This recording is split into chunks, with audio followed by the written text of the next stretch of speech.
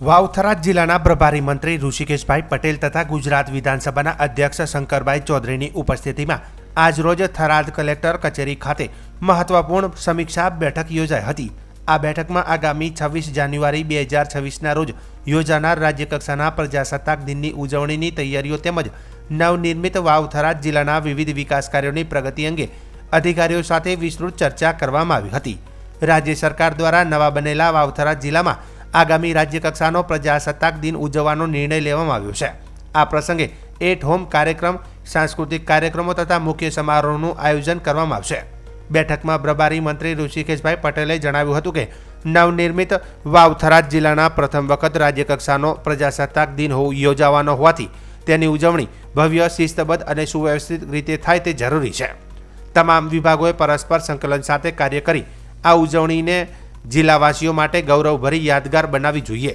મંત્રીએ જિલ્લામાં સર્વાંગી વિકાસ માટે સરકારની પ્રતિબદ્ધતા દર્શાવતા જણાવ્યું હતું કે આરોગ્ય, શિક્ષણ, સ્વચ્છતા, પીવાનું પાણી અને નવા ઇન્ફ્રાસ્ટ્રક્ચર જેવા ક્ષેત્રોમાં સતત ધ્યાન કેન્દ્રિત કરવામાં આવી રહ્યું છે।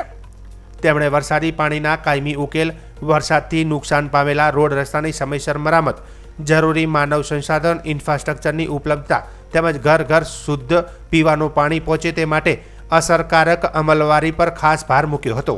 બેઠક દરમિયાન છેલ્લા 1 વર્ષમાં થયેલા માર્ગ ધોવાણની વિગતો માહિતી મંગાવી નુકસાનગ્રસ્ત માર્ગોની તાત્કાલિક મરામત કરવાની સૂચનાઓ પણ આપવામાં આવી હતી।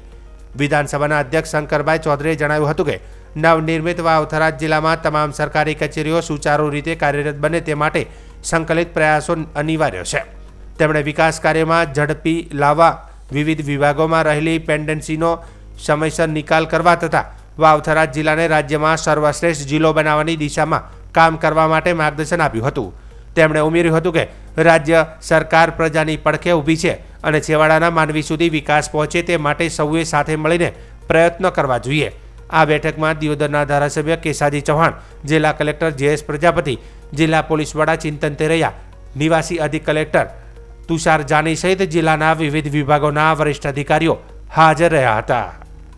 નવરચિત જિલ્લો વાવ-થરાદ અને વાવ-થરાદની અંદર 26મી જાન્યુઆરીએ માનનીય મુખ્યમંત્રી ભૂપેન્દ્રભાઈ પટેલ સાહેબ અને એટ હોમનો કાર્યક્રમ પણ રાજ્યપાલશ્રીનો એ આ જિલ્લામાં રાખવામાં આવ્યો છે અને પ્રભારી મંત્રી તરીકે અહીંયા આયોજનના કામ, નાની મોટા વિષયો સાથે અધિકારીઓ સાથે ચર્ચા થાય, વહીવટી અધિકારીઓ સાથે અહીંયા નવગઠિત જ્યારે કોઈ પણ જિલ્લો હોય એટલે નાની મોટી મુશ્કેલીઓ પણ ત્યાંની સમજવી પડે ને સમજ્યા પડે પછી એ સરકારમાંથી એને જિલ્લાને મદદરૂપ થાય એવા તમામ કામો માટેની આજની મિટિંગ હતી અને સાથે 3 વિધાનસભાઓ અને લગભગ 8 થી 9 મંડળો એની સાથે બેસી એ કાર્યકર્તાઓની સાથે મળવાનો આજનો મોકો પણ હતો।